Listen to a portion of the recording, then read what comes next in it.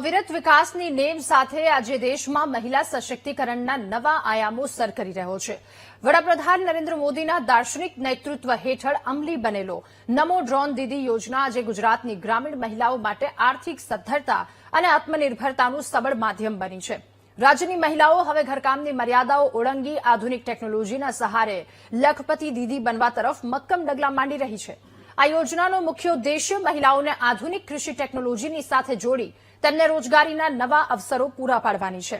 સુરેન્દ્રનગર જિલ્લાના વઢવાણના વાઘેલા ગામના અંકિતાબેન માલવણીયાએ ખેડૂતો માટે એક ઉત્તમ ઉદાહરણ પૂરું પાડ્યું। સખી મંડળના નમો ડ્રોન દીદી યોજના વિશે તેમણે જાણકારી મેળવી।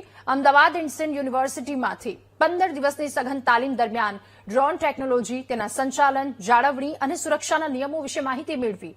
તાલીમ બાદ પરીક્ષામાં સફળતાપૂર્વક ઉત્તીર્ણ થઈ તેઓએ આજે એક કુશળ ડ્રોન દીદી બન્યા છે।